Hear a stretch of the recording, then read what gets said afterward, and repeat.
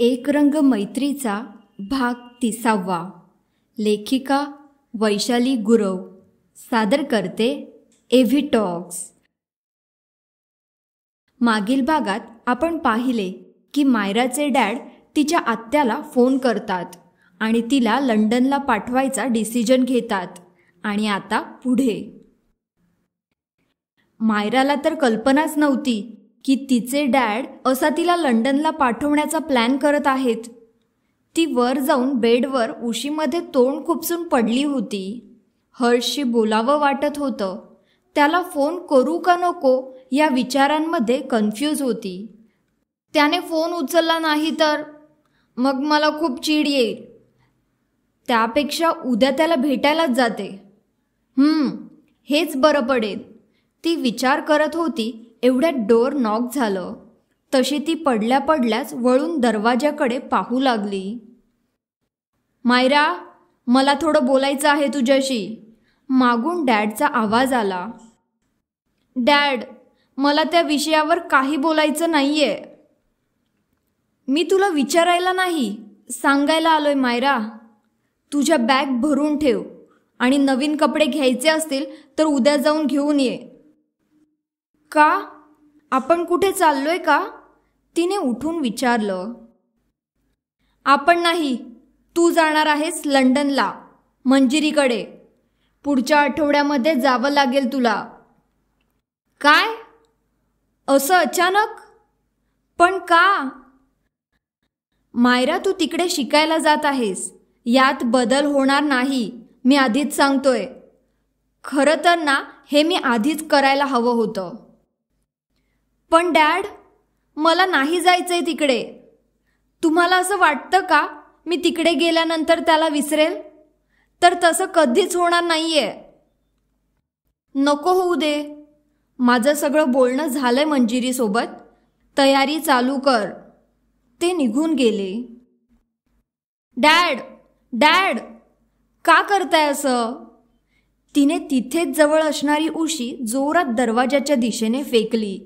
ती नेमकी जेवण वर घेऊन आलेल्या तिच्या मम्माच्या पायात पडली. मायरा, चिडचिड करून काय होणार आहे बाळा?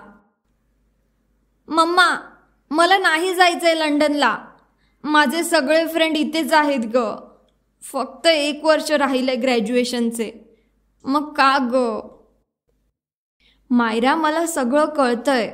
पण बाळ, तुझे डॅड तुझ्याच भल्यासाठी म्हणतायत की नाही? तू खाऊन घे बरं थोडं. काय भलं आहे सांग ना.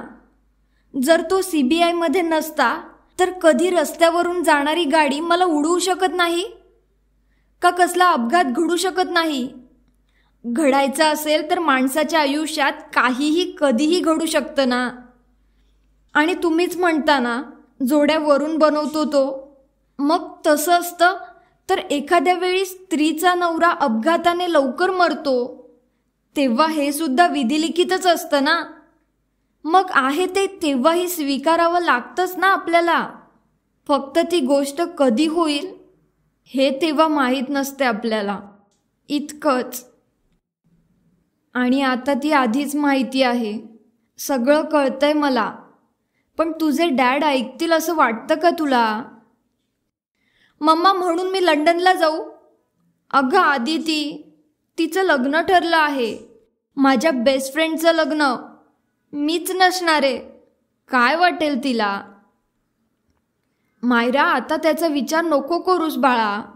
थोडं खाऊन घे आणि सत्य स्वीकार कर. दुसरा काही पर्याय आहे का? मला नाही करमणार तिकडे. मी नाही जाणार मम्मा. हर्ष खरंच खूप चांगला मुलगा आहे ग. त्याला कोणीच नाही.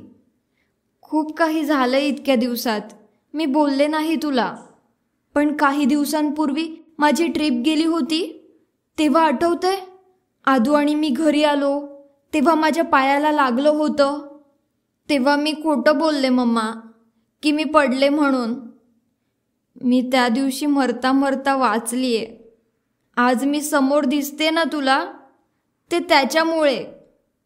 तुला आठवतं मी त्या केसमध्ये अडकले होते त्यावेळी जिने आमचं नाव त्यात गोवलं होतं ना, त्या दिवशी तिने मला दरीत ढकलून दिलं होतं. काय? दरीत पडलेलीस तू? बापरे मायरा, एवढी मोठी गोष्ट तू लपवलीस आमच्यापासून? हो मम्मा, सॉरी. पण खरं तर नेमका हर्ष तिथे आला. त्याला आरवने पाठवलं आणि त्याने मला वाचवलं. त्या अनिरुद्ध केसमध्ये सुद्धा त्याने खूप मदत केली माझी. आणि तुम्हाला तो वाईट वाटतोय? कसं सांगू म्हणजे पटेल तुम्हाला? अगं मला काहीच प्रॉब्लेम नाही त्याचा. इव्हन तुझ्या डॅड नाही. ते फक्त तुला सेफ ठेवण्यासाठी. त्याचं जसं प्रेम आहे तसंच आमचंही तुझ्यावर प्रेम आहे. त्या प्रेमाखातर तरी ऐकणार नाहीस का? ऐकते ना. पण मम्मा, प्रेम कधी कोणावर ठरवून होतं का गं? मी नाही विसरू शकणार त्याला. हेही तेवढंच सत्य आहे. हे तुम्ही का नाही एक्सेप्ट करत? आणि मला तुम्ही सगळेच हवे आहात, पण तुम्हाला समजून घ्यायचंच नाहीये.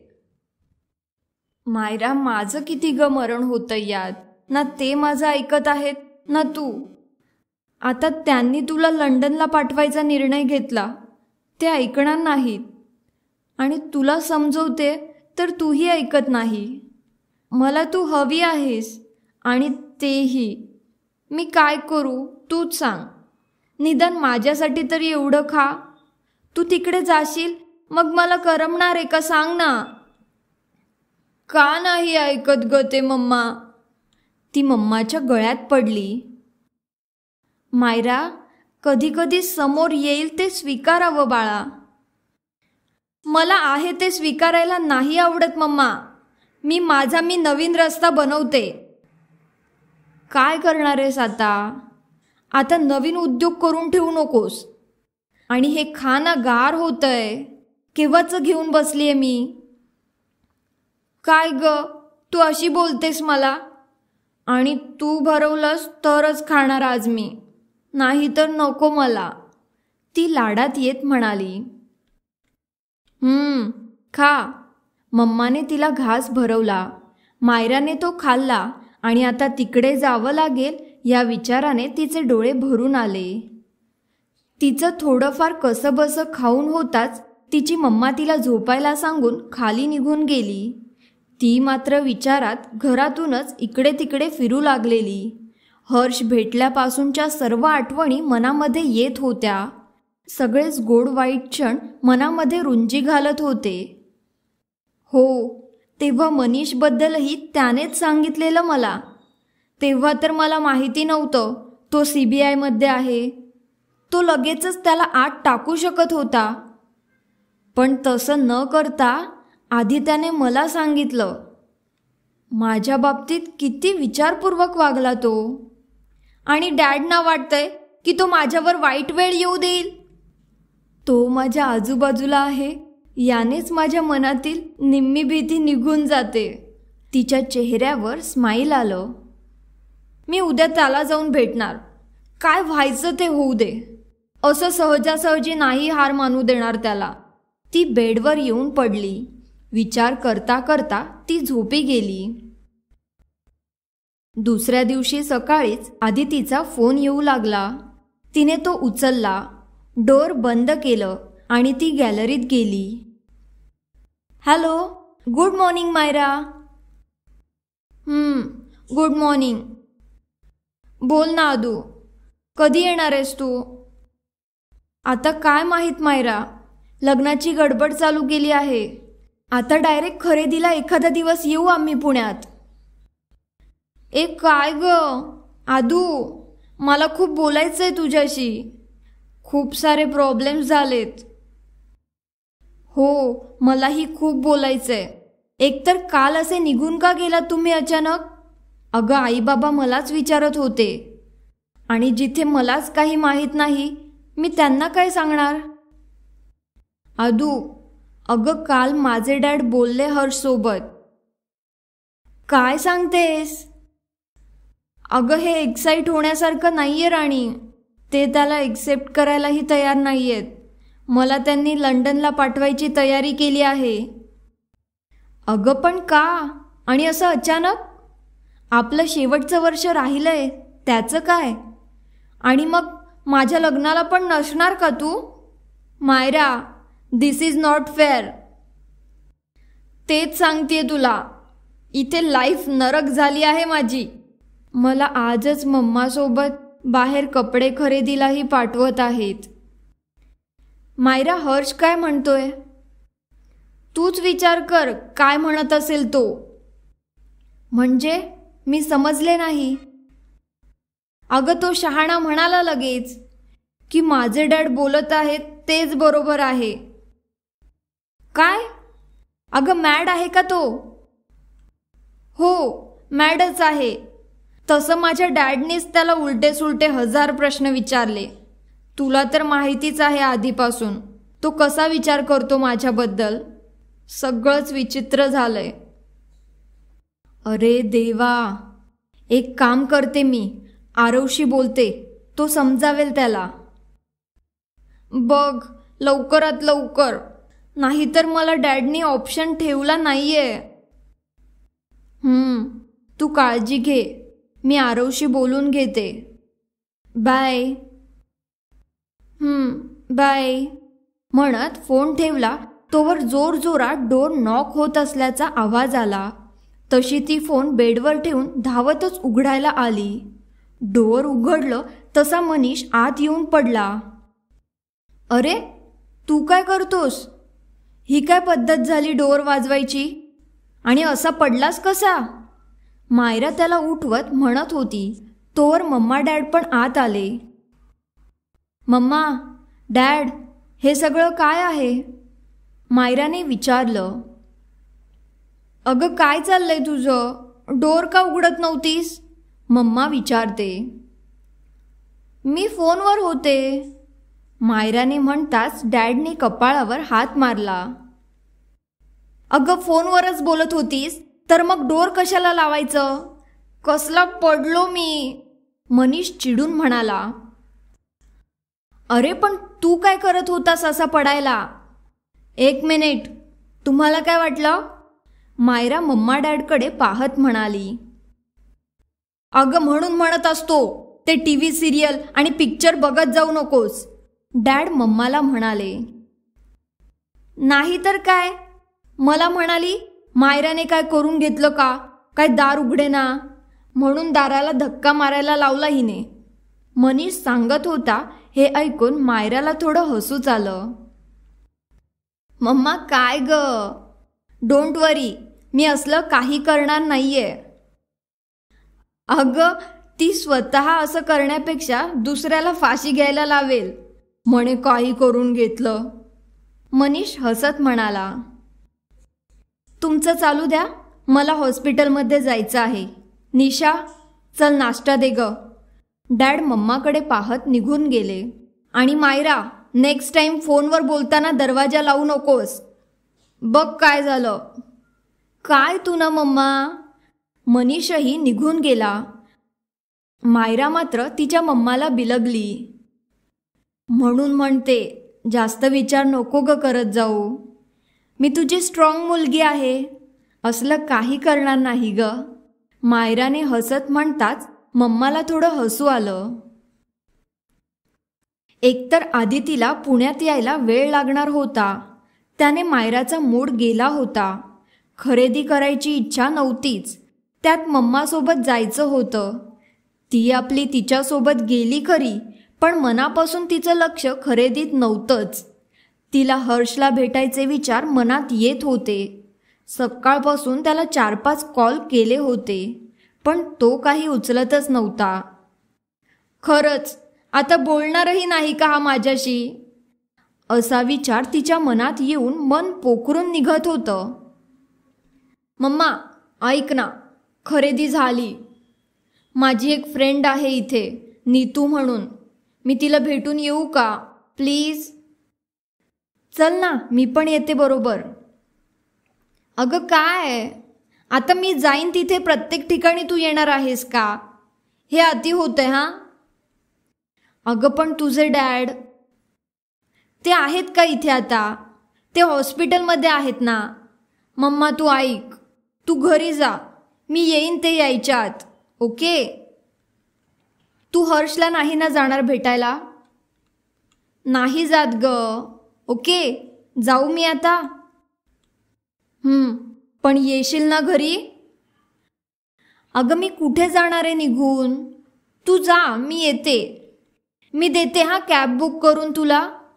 तिने पटकन तिच्या मम्माला कॅब बुक करून दिली. तिला बसवून दिलं आणि कॅब निघून जाताच हर्षला कॉल केला, तर त्याने यावेळीही उचलला नाही. मग मायराने आरवला कॉल केला.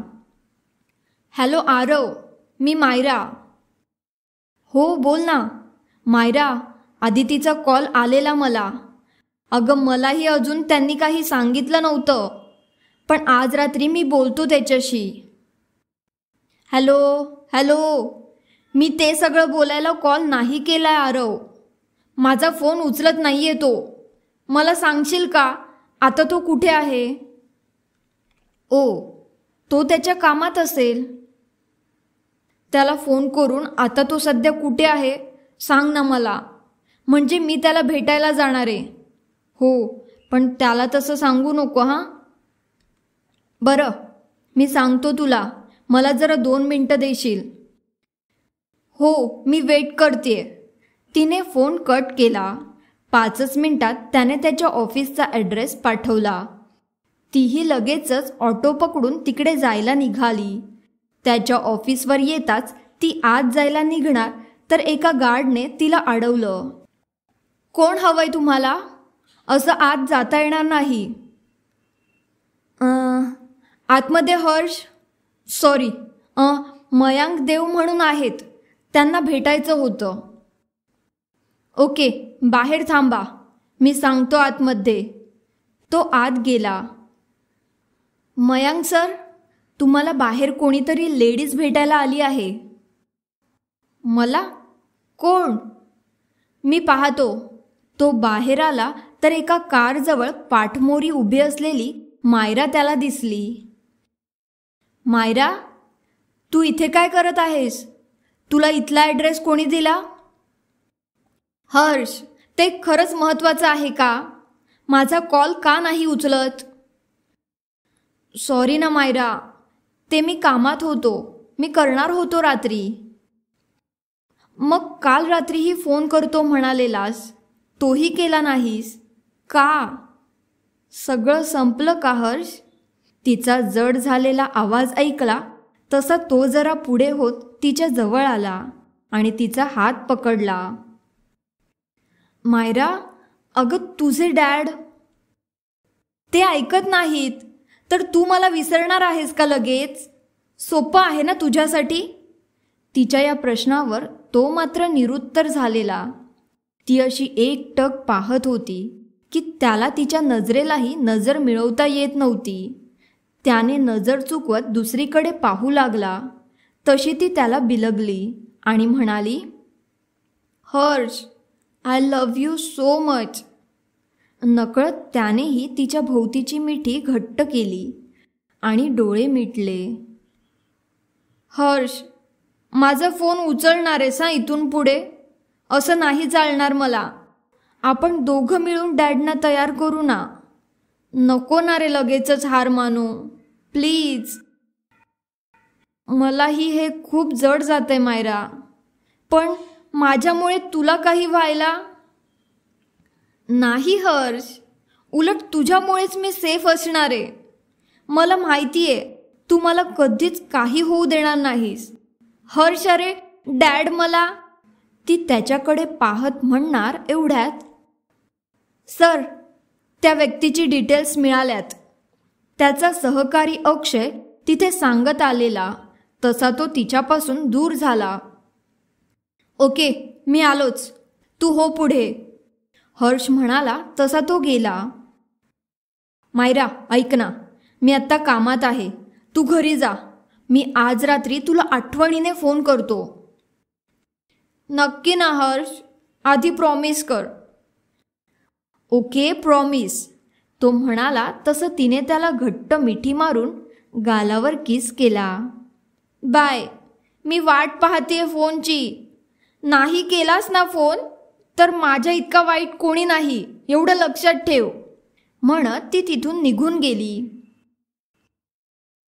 मायरा घरी पोहोचली तेव्हा घरी कोणीतरी आल्याचं तिने पाहिले. मायरा, बरं झालं लवकर आलीस. डॅड येतील इतक्यात. तू जा बरं पटकन, छान कपडे घालून ये. का? आणि हे कोण आलेत? मायराला एकदम टेन्शनच आलं. अगं मी विसरले तुला सांगायला. तुझ्या डॅडचे फ्रेंड त्यांच्या कुटुंबासोबत आपल्या मनीषसाठी मुलगी घेऊन पाहायला आलेत. ओ, असं आहे का? बरं, मी आलेच. मायरावर तिच्या रूममध्ये गेली. बापरे, मी घाबरलेच. मला वाटलं डॅडनी माझ्यासाठी सुरू केलं काय पाहायला. थँक गॉड, म्हणत ती वॉशरूममध्ये फ्रेश व्हायला गेली. मायरा आवरून खाली आली ते अनारकली घालून. तोपर्यंत डॅडही आले होते. मी ओळख करून देतो. या माझ्या मिसेस निशा, हा माझा मुलगा मनीष आणि ही छोटी मुलगी मायरा. आता लंडनला शिकायला जाणार आहे. डॅडनी अशी ओळख करून दिली. मायराला जरा आवडलंच नाही. त्यांना का सांगत आहेत हे? चेहऱ्यावरचे भाव लपवत ती मनात म्हणत होती. ओ गुड, छानच. मी पण माझ्या फॅमिलीची ओळख करून देतो. या माझ्या मिसेस प्रेरणा, हा माझा मोठा मुलगा क्षितिज. आमचा बिझनेस सांभाळतोय. लंडनमध्येच शिक्षण पूर्ण केलंय आणि आत्ताच लंडनमध्ये ऑफिस सुरू केलंय त्याने स्वतःचं. आणि ही माझी मुलगी अक्षरा. हिच्याचसाठी मनीषबद्दल विचारत होतो. नमस्कार. मनीष, जा ना. तुम्हा दोघांना बोलायचं असेल तर बोलून घ्या, डॅड मनीषला म्हणाले. हो. तो उठला तशी ती मुलगीही उठली. एकमेकांना हाय करत ते दोघं बोलत बाहेर गेले. मायरा मात्र त्या दोघांकडे आश्चर्यचकित होऊन पाहत होती. बरं आहे, मनीष ब्रोला हे सगळं पटलंय तर. गालात हसत तिने समोर पाहिले तर तो मुलगा तिच्याकडेच पाहत होता आणि तिने पाहिल्यावर त्याने लक्ष नसल्याचे दाखवले. अरे बापरे, हा का असा पाहतोय? अरे यार, याला सांगा कोणीतरी. आय एम एंगेज्ड, ती चेहरा लपवत म्हणाली. एवढ्यात तिची मम्माही किचनमधून कॉफी आणि स्नॅक्स घेऊन आली. कॉफी घ्या आणि हे स्नॅक्स, मायराची मम्मा म्हणत होती तर त्या मुलाची आई त्याच्या वडिलांच्या कानात काही कुजबुजत होती जे ऐकू येत नव्हतं. हो घ्या ना, अगदी आरामात होऊ दे, तिचे डॅड म्हणाले.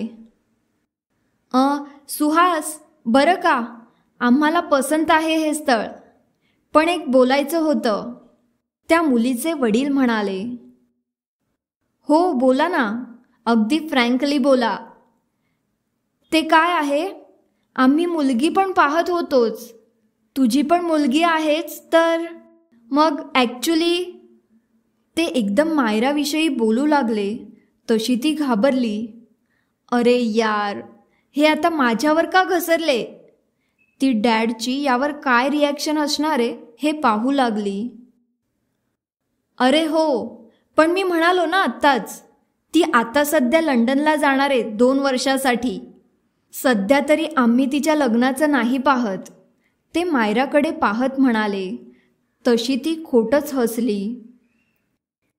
हो असू दे ना, जर आणखी काही प्रॉब्लेम नसेल तर आम्ही थांबायला तयार आहोत. म्हणजे बघ, काही हरकत नसेल तर आम्हाला तुझी मुलगीही पसंत आहे. आपण फक्त ठरवून ठेवू. हां, तसं असेल तर ठीक आहे, आपण पाहू ना ती लंडनवरून आल्यावर, ते म्हणाले. पण मायराला मात्र आता खूप टेन्शन आलेलं. मनीषला पाहायला आले तर त्यालाच पाहायचं ना, बाकी गोष्टी का पाहत आहेत हे? तिला तिथे थांबावंच वाटेना झालेलं. तशी ती उठली. एक्सक्यूज मी, मी आलेच. ती वरती तिच्या रूममध्ये जायला निघाली. मायरा, बस ना बेटा. नको डॅड, मी आहे वरती माझ्या रूममध्ये. बरं, ते म्हणाले तशी ती धावतच रूममध्ये गेली. लाजली असेल ती, त्या मुलाची आई हसत म्हणाली. हो, डॅड खोटंच हसत म्हणाले, पण खरं कारण फक्त तिच्या मम्मा डॅडला माहीत होतं. वरती येऊन ती एकटीच वेड्यासारखी फिरत होती. घड्याळात 7 वाजत आले होते. आधी तिची आठवण आली तसा फोन घेऊन तिला कॉल केला, पण तिने उचललाच नाही. आदू, यार तू तरी फोन उचल. तो हर्ष तसा, आता तर तूही असं करतेस, म्हणत पुन्हा हर्षला कॉल लावला तर तोही उचलत नव्हता. याचं तर नेहमीचंच आहे, कोणीच नाहीये मला गरज असताना. जाऊ दे. मे बी तो घरी पोहोचला नसेल, पण मला आत्ता बोलायचं होतं ना. खरंच डॅडनी त्याच्याशी लग्न ठरवलं तर? बापरे, हे सगळं काय चाललंय? कसा पाहत होता तो मगाशी कावळ्यासारखा? शी, ती म्हणत होती एवढ्यात डोअर नॉक झालं. मला नकोय काही खायला मम्मा आता. मी खायला घेऊन नाही आलोय मिस मायरा. एक अनोळखी आवाज आला. तशी ती डोअरजवळ पाहायला आली. हा कावळा वर का आलाय? काय म्हणालीस? सॉरी, या ना आत. कावळा म्हणालीस का मला? ओह, ऐकलं का तुम्ही? सॉरी, ती तोंड लपवत म्हणाली. ॲक्च्युली म्हटलं ओळख करून घ्यावी. हो का? बाय द वे, तुला काही इंटरेस्ट वाटत नाही माझ्यात असं दिसतंय. खरं तर हो. सॉरी, मी ऑलरेडी. ती पुढे काही सांगणार एवढ्यात, हां, म्हणजे आधीच कोणीतरी आहे वाटतं लाईफमध्ये. हो, थँक्यू, समजून घेतलंत आपण. ओके, ठीक आहे ना, पण तू फ्रेंडसारखं बोलू शकतेस माझ्याशी. Oh really? थँक्यू. मी तर घाबरलेच होते. सो फ्रेंड्स, म्हणत तिने हात पुढे केला. फ्रेंड्स, पण मी एकदा पकडलेला हात सोडत नाही हां, आधीच सांगतोय. तो हात पकडून म्हणाला. तसा ती स्वतःचा हात सोडण्याचा प्रयत्न करू लागली, पण तो काही सोडतच नव्हता. तशी ती ओशाळली. Just joking. कोण आहे तो? म्हणजे तो कोणीतरी खासच असेल. तो हात सोडवत म्हणाला. हो, आहे एक जण, खूप खास. ती वळली. म्हणजे माझा नंबर लागण्याचे काही चान्सेस नाहीत तर, पण तरीही कधी असं काही झालं तर आय एम ऑलवेज हिअर. शी, किती लंपट आहे हा, ती मनात म्हणत होती. आता मी लंपट वाटत असेल ना तुला, पण खरं तर आत्ता मी तुला पाहिलं आणि मला खरंच मनापासून आवडलीस तू, म्हणून असं म्हणालो. बाय द वे, मी एकटाच बोलतोय. फ्रेंड म्हणालीस ना, मग बोल की. तो बोलत होता आणि ती, अरे याला काय माझ्या मनातलं कळतंय की काय? विचार थांबवून तिने त्याला विचारलं. एक विचारू? विचार ना. तुला मी मनात काय बोलते ते कळतं का? तसा तो हसू लागला. नाही, अंदाज लावला तू काय विचार करत असशील. Oh strange. बरं, भेटू पुन्हा. आता काय भेट होत राहील. Nice to meet you. त्याने हात पुढे केला, तर तिने यावेळी मात्र हात पुढे करायचं टाळलं आणि सरळ हात जोडले. Nice to meet you. अगं इतक्यात घाबरलीस? डोंट वरी, हळूहळू कळेल माझा स्वभाव. आपली छान फ्रेंडशिप होईल बघ. हो, फ्रेंडशिप ना, तेच बरं पडेल. ओके, चल मग, बाय. Bye bye. तिने हात हलवून बाय केला. ओ, मी केव्हा एकदा जातोय असे झाले वाटतं तुला. जातोय ग मी, बाय. तो निघून गेला. ओ गॉड, हे काय अजब रसायन आहे. देवा वाचव रे मला. त्या रात्री एकत्र जेवायला बसले असताना, मनीष तुला पसंत आहे ना मुलगी, मग पुढची बोलणी करायची का? हो डॅड. तो जेवण संपवून उठला. ओ, तुला आवडली पण का ती? मायरा म्हणाली. हो का, तुला नाही आवडला का तो? मनीष विचारतो. ब्रो, तो माझ्या टाईपचा नाहीये, कळलं ना? का, काय वाईट आहे त्याच्यात? मला तर चांगला वाटला तो. आणि त्यांनी स्वतः नाव काढलं म्हटल्यावर मला वाटतं काही हरकत नाही. निशा, तू काय म्हणतेस? तिचे डॅड म्हणाले आणि मनीष मात्र तिला हसत निघून गेला. मी काय म्हणणार आहे? तिची मम्मा म्हणाली. नाही हा डॅड, मला नाही आवडलाय तो. मग माझं ऐकणार आहेस? हे बघ, जर इथे राहायचं असेल तर त्याच्याशी लग्न करायला तयार हो, आणि नको असेल तर लंडनला जायला तयार हो. डॅड, हे म्हणजे असं झालं, इकडे आड तिकडे विहीर आहे. हे असंच असेल.